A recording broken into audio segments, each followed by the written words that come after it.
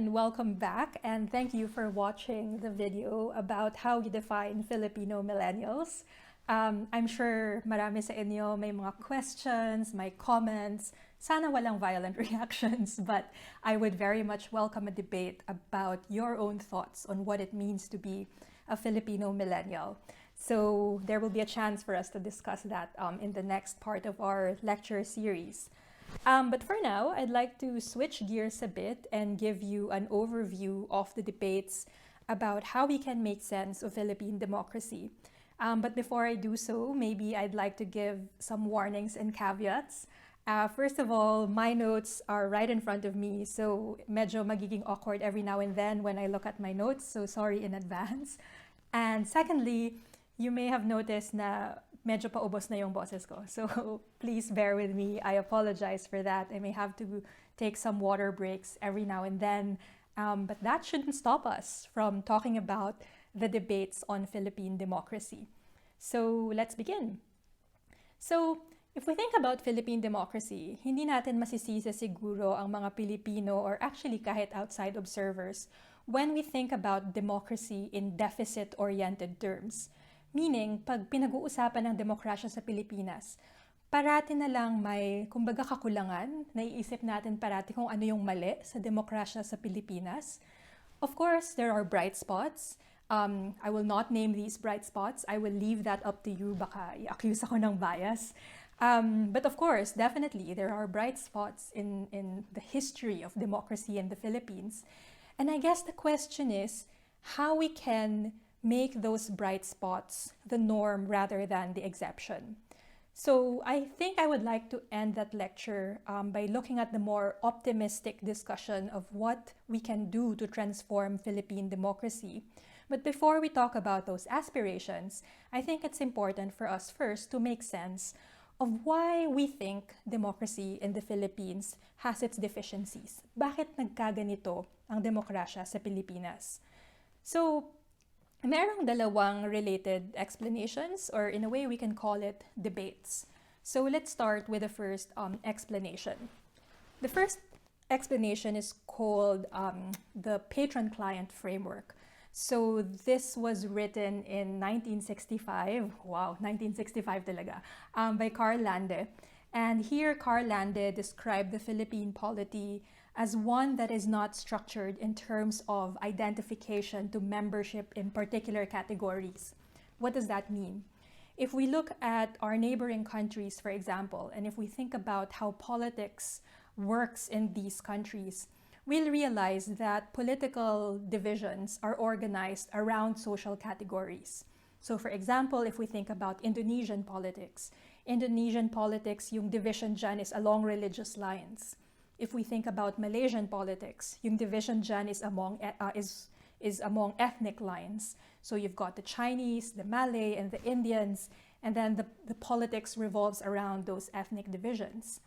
If we think about Thailand, yung division doon is royalists, people who like the monarchy, and people who are critical of the monarchy. Some academics would say actually yung division sa Thailand is class. People who are rich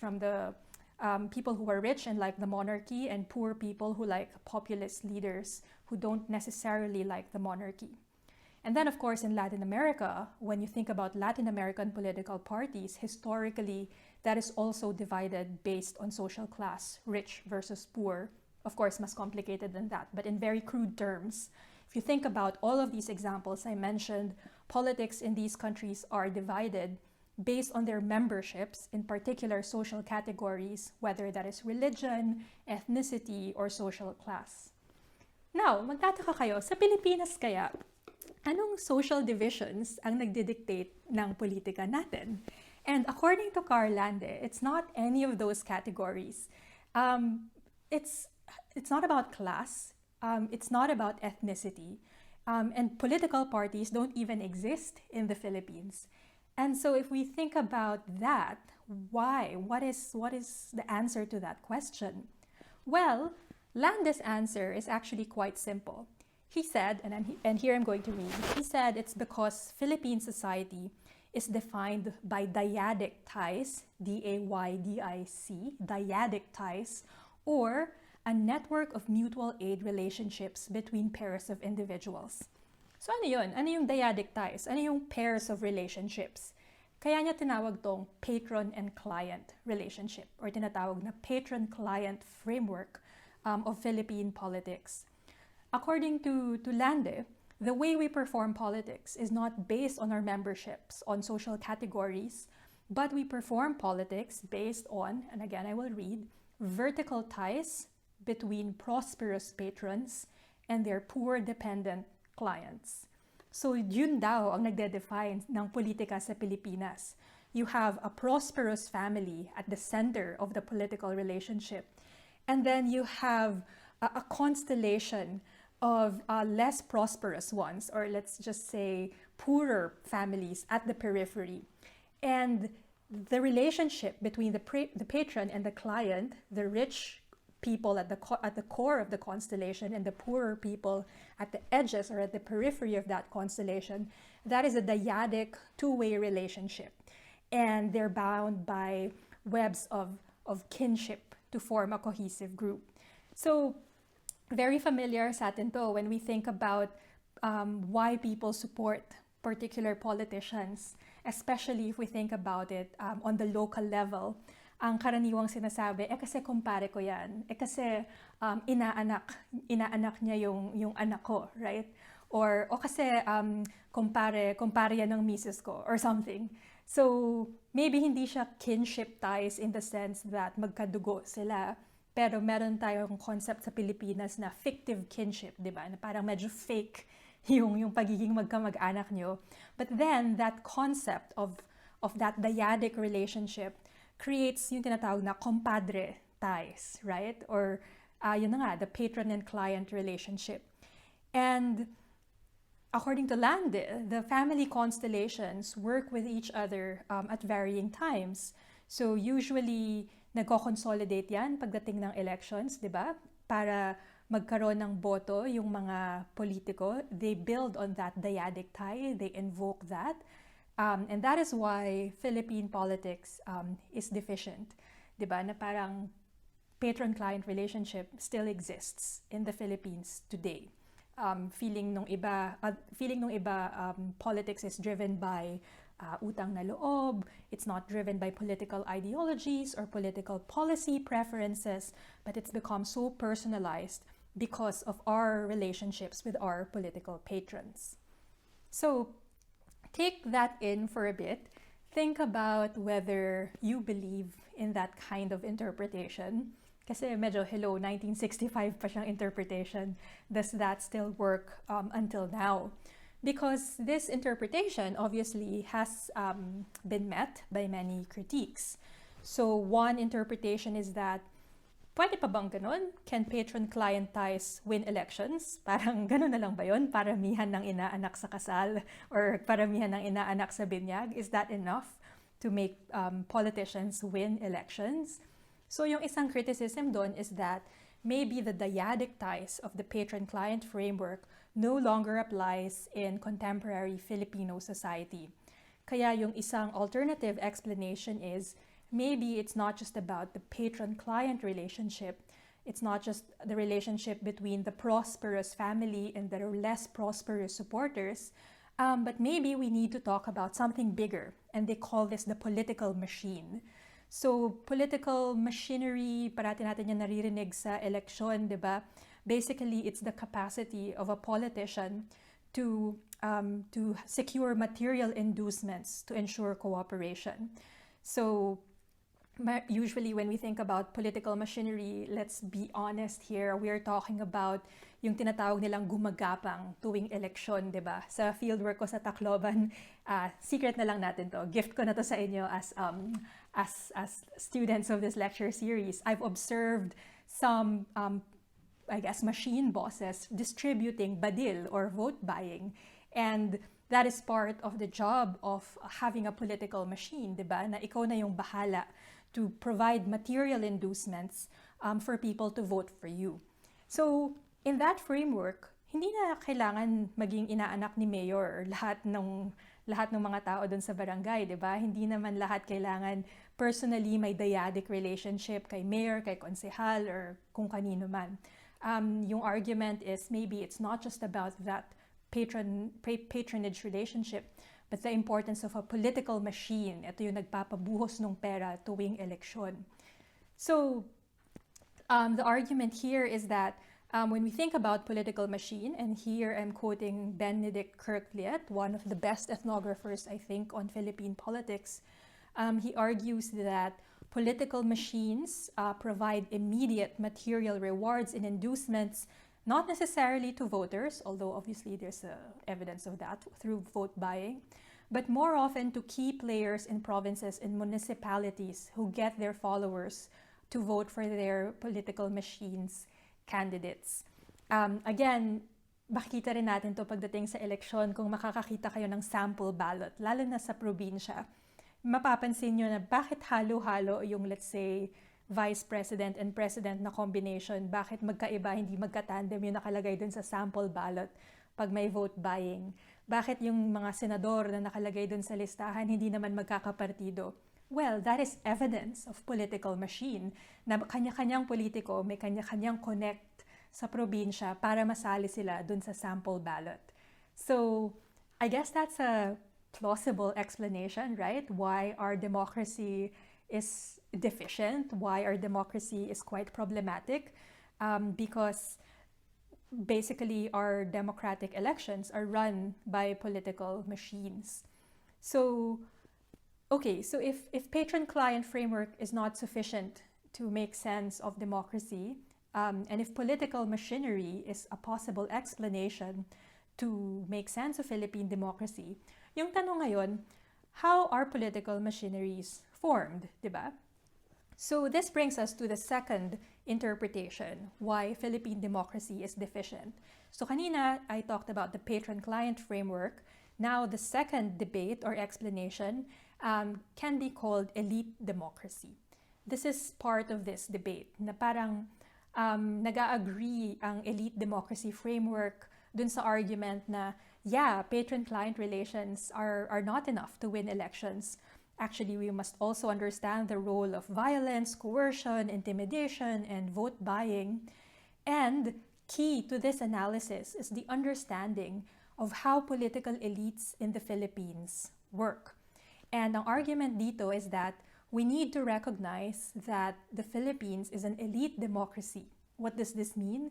This means that elites have considerable autonomy to manipulate democratic procedures to their liking. Medyo, unique to sa Pilipinas. Kasi kung may siguro, if you look at the cases of other countries, siguro sasabihin ng mga colleagues natin sa ibang bansa, lahat naman ng democracy, elite democracy, di ba? Lahat naman ng nananalong presidente, elite naman yan lahat. Anong kinaiba ng Pilipinas? Well, and I think dito tayo madedepress. Hindi natin madedenay na karamihan ng politiko sa buong mundo ay nakapag-aral sa magagandang universities, may mga negosyo, mga professionals. So in that sense, a lot of political elites around the world are part of the elite class. Pero merong distinctiveness ang elite democracy sa Pilipinas. And here I'm going to draw from the work of Dante Simbulan. So Dante Simbulan's work actually is a pioneering study on the elite democracy framework. And ang argument niya dito is that the Philippine elite actually has a long history marked by remarkable continuity. What does that mean?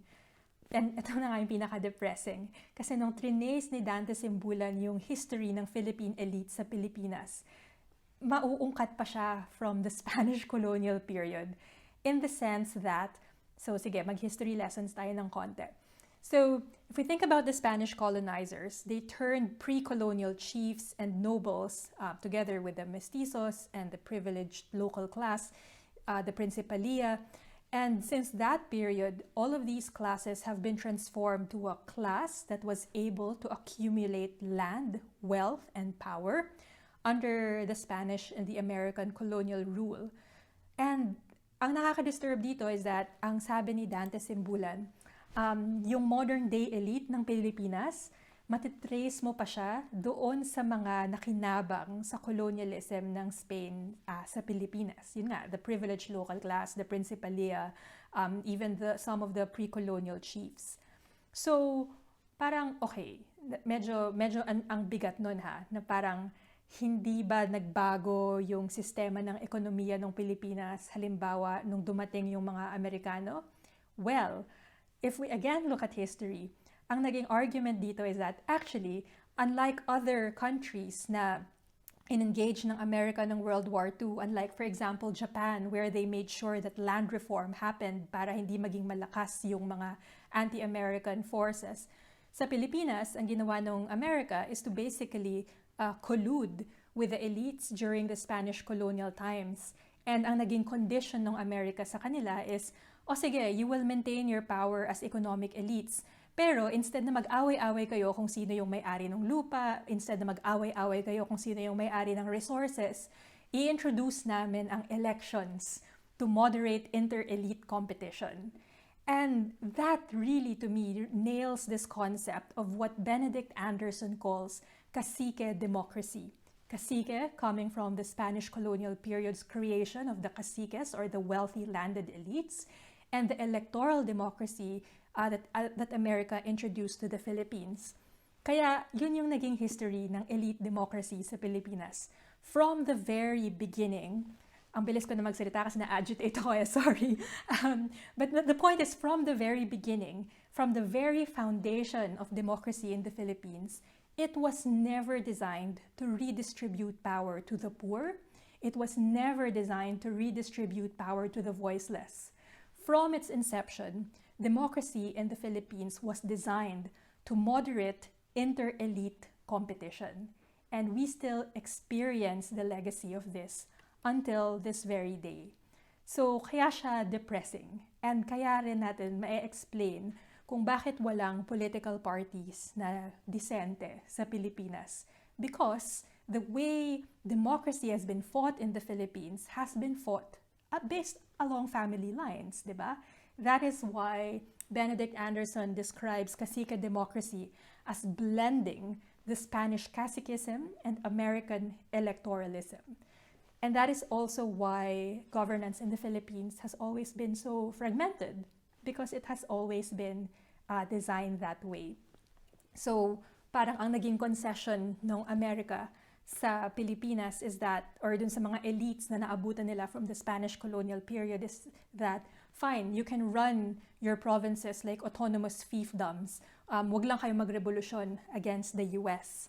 And obviously, we can see the manifestations of this now, di ba? We can think about governors and mayors na kung umasta, akala mo feudal lord, may kanya-kanyang warlords, may kanya-kanyang private armies.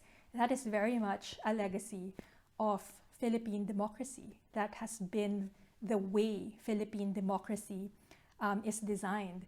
And this is the reason why, and here I'm quoting James Putzel, this is the reason why there are no political parties, only, and I quote, shifting clan alliances than programmatic political parties, with leaders jumping from one party to another. There are no political parties because there is no divergence of ideological positions among elites. So, I don't know, nakaka-depress, diba? Na parang never pala nagka-chance magkaroon ng genuine na democracy sa Pilipinas. Na from the beginning, ganito pala ang design ng democracy sa Pilipinas. So, ewan ko anong nafe-feel nyo when you learn about that. But when I learned about this, obviously, nakakaasar, parang ang malas naman natin. But on the other hand, for me, medyo nakaka-comfort din siya. Kasi it's comforting because we know that the structures, the social structures, and the historical legacies that we are working with is really rigged against us. Merong ganong factor for me na parang nakakainip makakita ng tunay na pagbabago. Wow, tunay na pagbabago. Wala akong kinukota. Nakaka-frustrate, di ba, to see real change in this country. But that's because how can you institutionalize real change if from the beginning our democracy was not meant to empower those who are powerless? So parang okay, ang laking challenge nun, right? So some of you might think, talaga ba? Parang, what about the EDSA revolution? Wasn't that a glorious moment for the Philippines? Wasn't that our chance to distribute power to those who were part of the revolution? Hindi naman lahat ng sumali sa revolution part ng elites, di ba? So, and I think dito yung mas nakaka-depress na part because this is contemporary history already. So here I'm drawing from Walden Bello and Gershman's work. I can't really remember what Gershman's first name is. But in a piece they published in the 1990s, they still describe the Philippines as an elite democracy. And in fact, they describe the Cory Aquino regime, as the restoration of elite democracy. Elite democracy was momentarily disrupted by President Marcos. Of course, that period of martial law was described as a national boss rule, in the sense that parang inelevate lang ni Marcos yung autonomous fiefdoms na nakikita natin sa cacique democracy. Mas na-consolidate lang yung power sa center, pero ganun din yung logic, di ba? They use coercion and intimidation to perpetuate their rule, and Marcos created his own elites and cronies as well. Pero after the EDSA people power, ang nakita natin ay hindi naman talaga revolution, but really restoration of the kind of elite democracy that the Philippines has or had before Marcos became president. So if I may quote James Pletzel again, he said, the elections to the first post-Marcos House of Representatives, many of the same families that dominated the pre-martial law era regained their place in the legislature. And many who served in Marcos's KBL, the political party, now appeared in organizations backing Aquino. So ano yung lesson dito? And I always discuss this when people ask me to make sense of democracy right now under the Duterte rule. And the argument is, kahit pa kung ano man ang gawin ni President Duterte, kahit pa niya gustong buwagin yung mga political dynasties na yan, hindi niya kaya yan buwagin because this is what constitutes Philippine politics. 70% of our House of Representatives are run by political families. And these political families are the president's political machinery to keep himself in power, di ba? They're mutually benefiting each other, di ba? Magpakatotoo na tayo. I don't know what your politics is in this class, but I'm giving you a sociological explanation why change is so hard to implement in Philippine democracy, precisely because the way our democracy is organized along the lines of families. Ganun talaga. And nakakagalit, nakakadepress, right? So, ewan ko anong gagawin natin sa information na to, but I would like to introduce to you a third part of this discussion, which is, I guess, the more optimistic part of the discussion. Pero before that, I think mag-recap muna tayo. So far, I've been explaining to you the debates on how we can make sense of the deficiencies of Philippine democracy. I described the patron-client framework, and then I discussed the elite democracy framework. The elite democracy framework basically criticized the patron-client framework because the patron-client framework doesn't really apply to the current dynamics and the scale of Philippine politics today. Elite democracy thinks that hindi naman yan dyadic ties lang between rich and poor. Kailangan mo ng political machinery, kailangan mo ng economic resources, and kailangan mo ng political families, right? And all the networks of these political families to win a seat in electoral politics. So, I think I used the word nakakagalit many times. Pero, maganda rin naman na maging mas optimistic at maging mas fair tayo when it comes to our assessment of Philippine democracy. This is why I'd like to introduce you to the third part of this debate, which is to describe the Philippine democracy not as a patron-client democracy, not as an elite democracy, but what Nathan Kimpo calls contested democracy.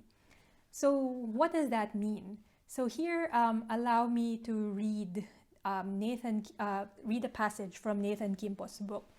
His argument is that the elite democracy model tends to see what happens in the Philippines as mainly resulting from the actions and machinations of the elite, the corrupt caciques, the predatory oligarchs and bosses or factions of the elite. But if you think about it, hindi naman yata fair na pag pinag-uusapan ng politika sa Pilipinas, ang nakikita lang natin parate is yung mga elites.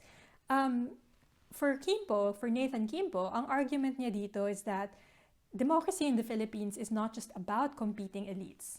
And he argues that in the Philippines, the very meaning of democracy is actually contested. So, anong ibig sabihin nun? So, according to him, for the country's ruling elite, democracy involves many elections, the formal democratic exercise that they can manipulate for their selfish ends. But that's just the interpretation of the elites, right? About what democracy means. For them, democracy means elections that they can manipulate. However, and this is the part of the argument that I really like, Nathan Kimpo argues that major sections of the country's subordinate classes and ethnic communities, and even some parts of the upper classes, want democracy to mean greater popular participation in decision-making and economic inequality. So if you allow me to read another passage from the book, Nathan Kimpo argues that the long history of struggle of subordinate classes and marginalized communities for popular empowerment and social justice indicates that for many Filipinos, the minimalist concept of democracy does not suffice, meaning hindi enough for many Filipinos for democracy to be just defined as elections. Instead, and I'm going to read again, democracy from below stresses greater popular participation in decision-making, as well as social and economic equality. It has found organized expression in many people's organizations and non-governmental organizations, and in the social movements, as well as in new political parties and groups that oppose the elite and trapo politics and espouse new politics. So ito na yung medyo, I think, hopeful part of this lecture. Because for Nathan Kimpo, democracy in the Philippines has never just been about the elites. It's about what the people who have no economic resources, it's about people who have no power, it's about how ordinary people have tried to organize and contest what it means to be a democracy. And siguro, hindi na tayo lalayo, di ba? Kung isipin nyo lang kung gaano karami ang NGO na ang headquarters ay Maginhawa Street sa UP Village, we'll realize that there's really so much activity of democratization in the Philippines that's not taking place in Batasan or in Malacanang or in the city halls. Democracy in the Philippines takes place in extra-parliamentary spaces. And so, kung iisipin natin, yung isang weakness ng patron-client framework is that it does not account for, and I'm going to read here, the patron-client framework does not provide an account of the streams and even torrents of rural organizations that have prompted a range of issues aimed at trying to improve economic, political, and social conditions in the countryside.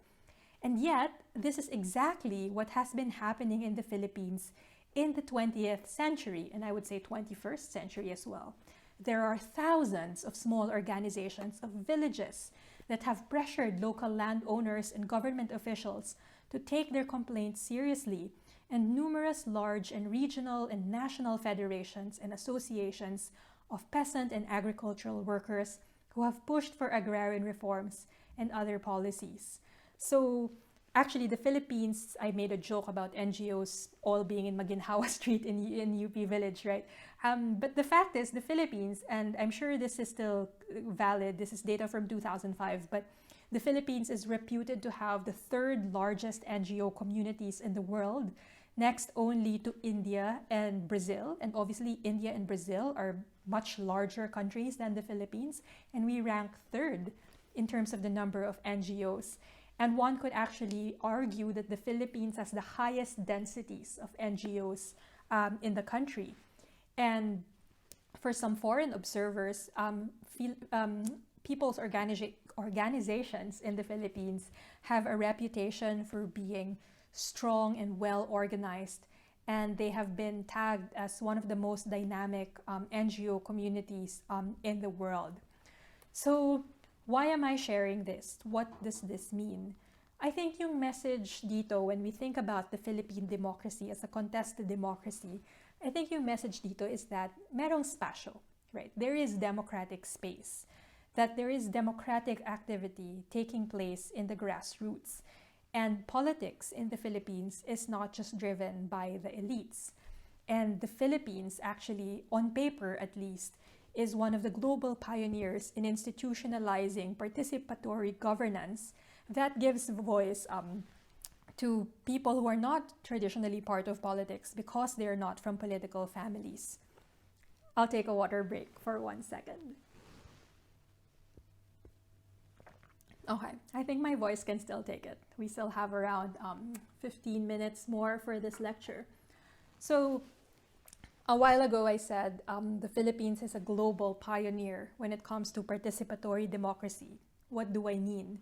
I mean, just read the Constitution, right? So Article 13, Section 16 of the Constitution, for example, says that there is the right of the people and their organizations to effective and reasonable participation at all levels of social, political, and economic decision-making, and that shall not be abridged. The state, by law, should facilitate the establishment of adequate consultation mechanisms. It's our constitutionally enshrined right, in other words, to be consulted and to participate in all the matters of the state. The LGU Code of 1991, the Local Government Code in 1991, mandated the participation of local organizations in decision-making. So, if we think about the Philippines on paper, yung design ng Constitution natin, yung design ng Local Government Code natin, if you think about institutions in this country that we take for granted, actually very, world-leading. It's actually quite pioneering. I'm not sure how many of you are familiar with the local development councils. So that happens on the regional level, that also happens on the local government level, and isang requirement ng local development councils is to have NGO representation, private sector representation. So when cities begin to plan their budget and their investment portfolio, when cities start thinking long-term, required na dapat may NGO participation doon, na hindi lang yung mga ganitong decisions, hindi lang siya basta dapat iniiwan sa mga elected officials or sa mga representatives ng DILG. Dapat may representation yung ordinaryong mamamayan dun sa local development council na yon. Kaya lang, yun na nga, it's just on paper. But in practice, medyo parang, hindi na ma-maximize yung participatory or contested potential ng local development councils. May isang study na nag-comment na karaniwan naman yung mga nagiging NGO rep ay bahagi ng Rotary or Lions Club. Walang mali maging bahagi ng Rotary or Lions Club, but obviously these are more elite and exclusive organizations. They do not speak for peasants. They do not speak for indigenous communities, diba? These are communities that badly need representation. But I emphasize this just to demonstrate to you that on paper, tinitingala actually ng mundo ang participatory governance structure ng Pilipinas. Nako-corrupt lang siya in practice. The other institution I think that I can use as an example here is, we take it for granted, the Barangay Assembly. Ideally, Barangay Assembly is a space to break elite democracy. Ideally, the Barangay Assembly is a mechanism for ordinary citizens to hold their officials accountable, know where the budget is going, and propose plans to the local development council. And yung idea nun is that once we give people a voice in the Barangay Assembly, hindi na natin kailangan umasa sa mga political patrons natin. Hindi na tayo kailangan magkaroon ng bargain with the machine boss, diba? The political machine boss. That we can actually be the drivers of our own political plans. Hindi na natin kailangan ng padrino. Yun nga, again, nako-corrupt din yung konsepto ng Barangay Assembly, di ba? Na I don't know when was the last time you attended your own Barangay Assembly. But again, I want to emphasize that by design, when you think about local development councils and barangay assemblies, these actually could be institutions to disrupt elite democracy. These actually can be institutions for participatory democracy to take root in the Philippines. Okay. So far, feeling ko ang dami ko nang nasabi. So I think let's recap again. So far, I gave you 3 ways of understanding Philippine democracy. We started with patron-client framework, and then I introduced the elite democracy framework, and then I introduced the contested democracy framework. So my invitation to you is to think about how these 3 frameworks are lived in the lives of Filipino millennials today. Sa generation ng millennials, myself included, I don't know how young or how old you are, but I'm sure we know who the millennials are, even if it's a contested concept. I'd like you to think about how millennials experience politics in the Philippines today, whether we experience politics as if it were still that kind of politics described in the 1960s, right? Patron-client relationship pa ba siya? Or are we experiencing more like an elite kind of democracy na mas sophisticated yung political machinery ng mga elected officials? Or do we think that millennials today actually see democracy as a contested democracy? It's a kind of democracy where ordinary citizens can try to shape how our society is governed by taking part in organizations like NGOs, people's organizations, activist groups, and social movements. Baka mas naaangkop or sang-ayon siya sa ethos and philosophies of millennials today. So that is my challenge for you, okay? All right, now, I'd like to shift gears to the final part of this lecture. Kanina, I promised you that I'm going to end this lecture on a more optimistic, more aspirational note. And I would really be remiss if I don't introduce to you maybe a 4th framework for understanding democracy, which is deliberative democracy. So a while ago, I mentioned to you that I am a sociologist based at the Center for Deliberative Democracy and Global Governance here at the University of Canberra. And so I would like to perhaps share with you what exactly deliberative democracy is and whether this kind of democracy is fitting to the context of the Philippines. So first, let's define deliberative democracy. Obviously, ang root word niya ay deliberation and democracy. So I think deliberative democracy is both a political ideal and it's a political project. Meaning, as a political ideal, it's an aspiration. It's an aspiration in which, and I'm going to read here, it's an aspiration in which people come together on the basis of equal status and mutual respect to discuss political issues they face, and on the basis of those discussions, decide on the policies that affect their lives. That is the long definition. But let me offer to you a shorter definition. In very simple terms, deliberative democracy is a talk-based approach to democracy. It's talk-centric, not vote-centric. So, kanina, lahat ng deficiencies na pinag-usapan natin ay deficiencies when it comes to electoral democracy. Ang demokrasya sa Pilipinas ay very vote-centric, as if umiikot ang buong demokrasya sa election. But for deliberative democracy, like contested democracy actually, we think democracy is more than that. We think democracy is about public deliberation. Democracy is about how we deliberate as ordinary citizens to influence the decisions that we make on particular issues. And yung challenge dito is that we try to imagine or think about different ways in which we can engage in reasonable discussion based on evidence, based on values, based on virtues of open-mindedness and inclusiveness. And yung favorite ko pang virtue is based on other regarding terms.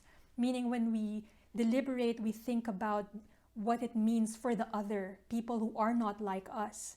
And when we deliberate or have public conversations using these virtues, the argument is we can make better decisions together.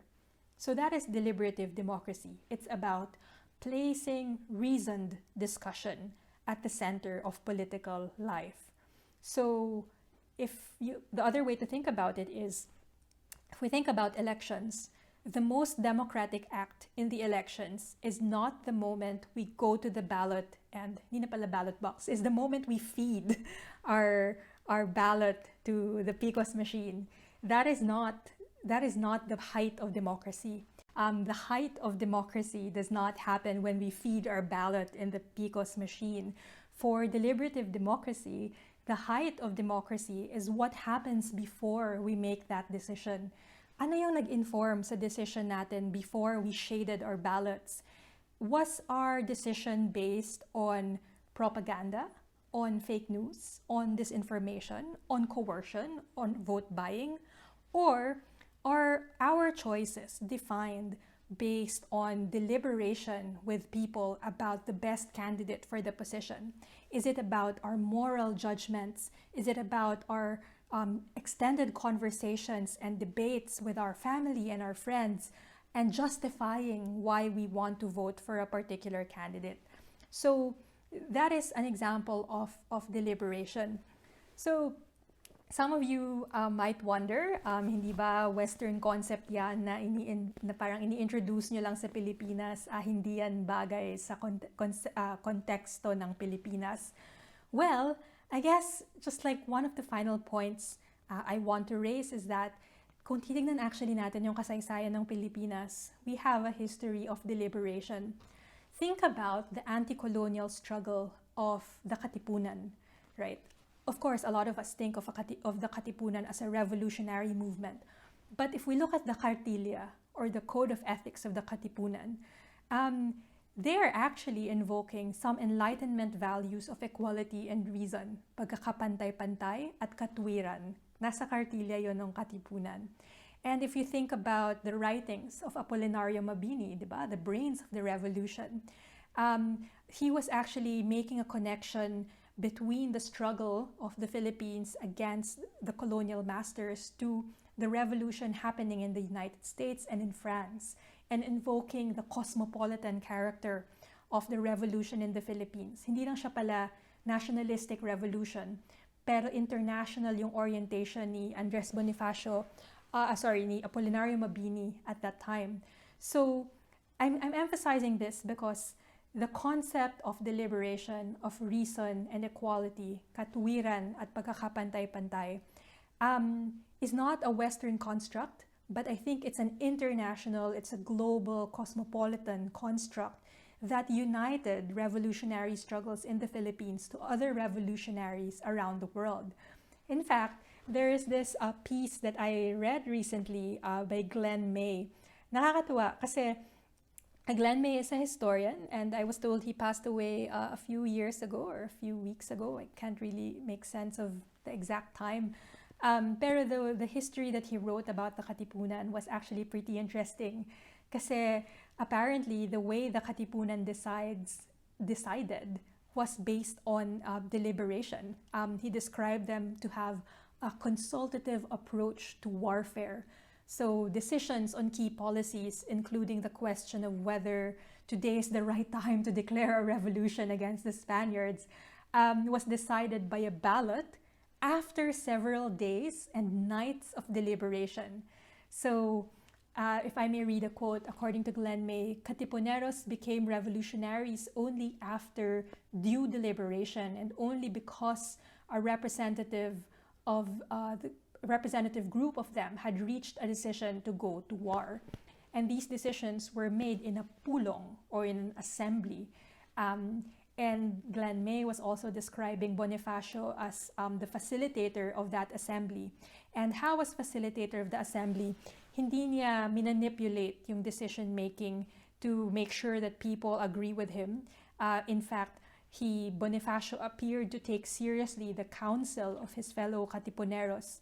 And even if what his fellow Katipuneros conflicted on his own views. So why am I sharing this with you? I'm sharing this with you because I think this dispels the impression that the Philippines, like many Asian countries, are predisposed to like strong men.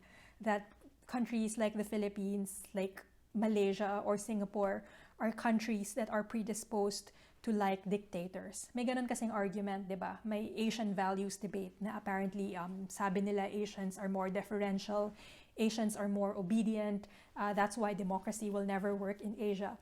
But based on this historical account and other historical accounts, yung argument nga is that if you look at the diversity of the Philippines and the diversity of Southeast Asia, you have people coming from different cultures, different languages, different families, and in pre-colonial times, we all had to live together, di ba? Na paano ma-maintain yung harmony at that time considering sobrang diverse ng region? What is the argument of some historians? And this is what Glenn May was also saying in his piece. In these societies that are so close-knit, apparently leaders are considered men of prowess. Of course, medyo sexist pa nun. They become men of prowess when they engage in consultation, when men of prowess listen to their constituents and decide based on what their constituents are saying. So, kung kultura rin lang naman ang labanan, I think I would argue that the culture of deliberation is also deeply rooted in a diverse country like the Philippines. And in fact, it's not just an aspiration, it's not just something na, it's not a fantasy, hindi naman pantasya lang tong deliberative democracy.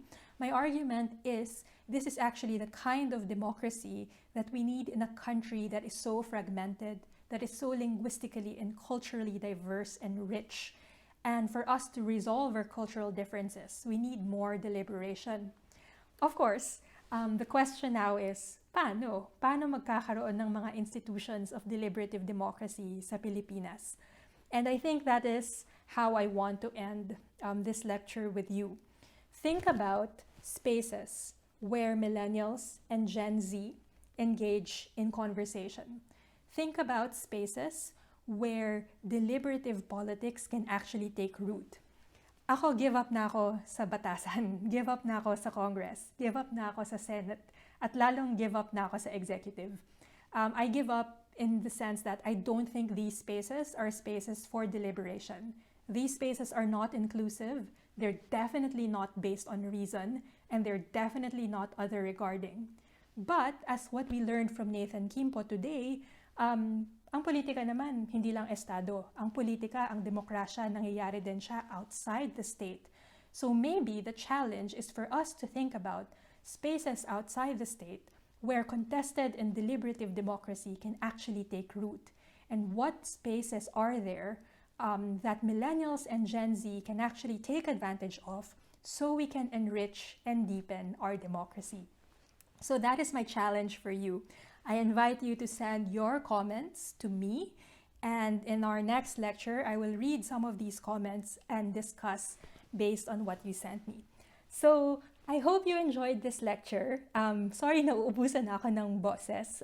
Hopefully, when I see you again, my voice will be in a better condition. But for now, thank you for watching, and it's a pleasure to deliver this lecture for you. Bye!